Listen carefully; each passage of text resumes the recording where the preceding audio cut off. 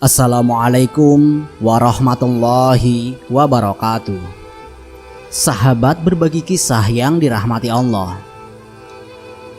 Nabi Ibrahim dilahirkan di lingkungan gelap penyembahan berhala dan penyembahan manusia. Manusia menundukkan kerendahan hati kepada berhala yang dibuat oleh tangannya sendiri atau kepada bintang-bintang.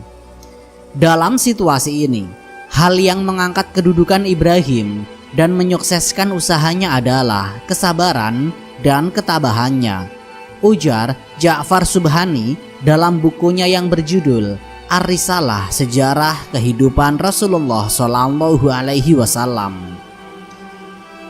Tempat kelahiran pembawa panji tauhid ini adalah Babylon. Para sejarawan telah menyatakan negeri itu sebagai salah satu dari 7 keajaiban dunia. Mereka telah mencatat riwayat tentang keagungan dan kehebatan peradaban wilayah itu. Sejarawan Yunani kenamaan Herodotus menulis Babylon dibangun di sebuah lapangan persegi panjang. Setiap sisinya 480 km. Sehingga kelilingnya 1920 km. Pernyataan ini betapapun dibesar-besarkan mengungkapkan realitas yang tidak terbantahkan apabila dibaca bersama tulisan-tulisan lainnya. Namun dari pemandangannya yang menarik dan istana-istananya yang tinggi, tidak ada lagi yang dapat dilihat sekarang selain tumpukan lempung di antara sungai Tigris dan Eufrat yang diliputi kebungkaman maut. Kebungkaman itu kadang-kadang dipecahkan oleh para orientalis yang melakukan penggalian untuk mendapatkan informasi tentang peradaban Babilonia.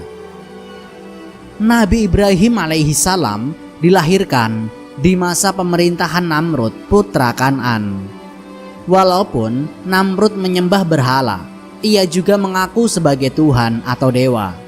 Dengan memanfaatkan kebodohan rakyat yang sudah percaya, ia memaksakan kepercayaannya kepada mereka. Mungkin nampak agak ganjil bahwa seorang penyembah berhala mengaku pula sebagai dewa. Namun Al-Quran memberikan kepada kita suatu contoh lain tentang kepercayaan ini.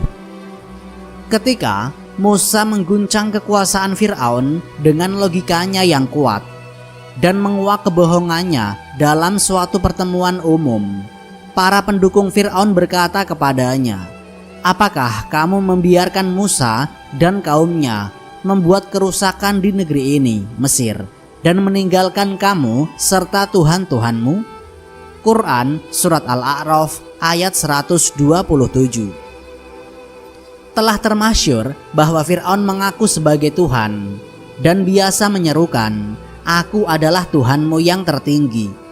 Namun ayat ini menunjukkan bahwa ia juga seorang penyembah berhala.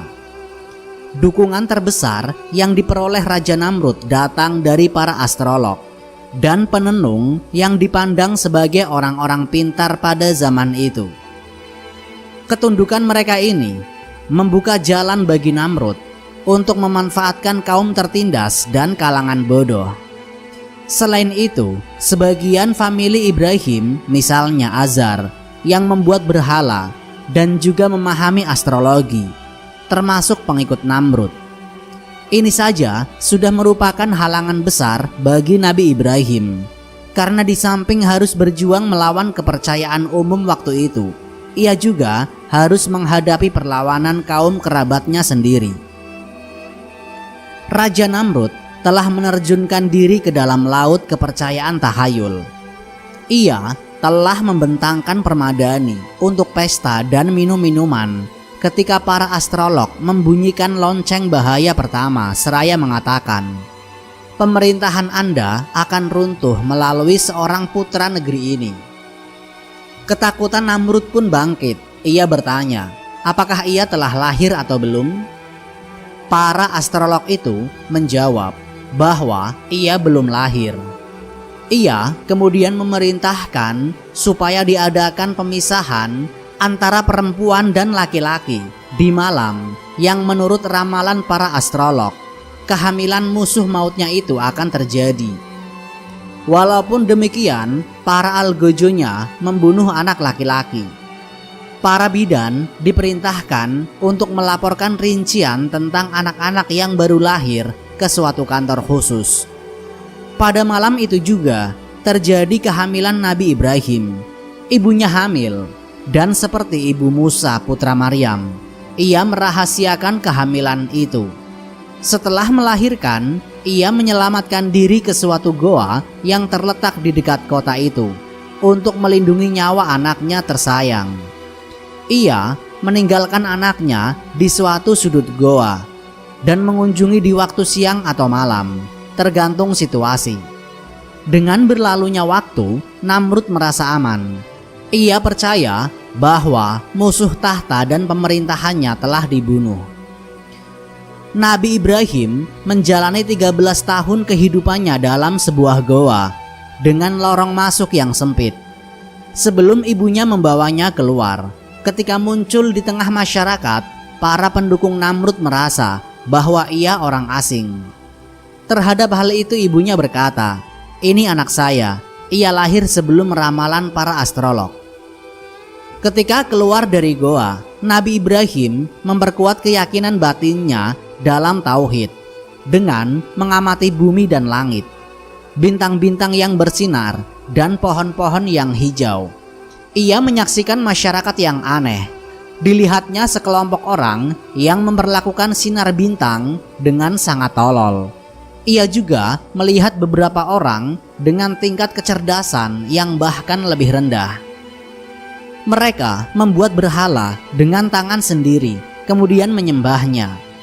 Yang terburuk dari semuanya ialah bahwa seorang manusia dengan mengambil keuntungan secara tidak semestinya dari kejahilan dan kebodohan rakyat, mengaku sebagai Tuhan mereka dan menyatakan diri sebagai pemberi hidup kepada semua makhluk dan penakdir semua peristiwa. Nabi Ibrahim alaihissalam merasa harus mempersiapkan diri untuk memerangi 3 kelompok yang berbeda ini. Wallahu a'lam bishawab.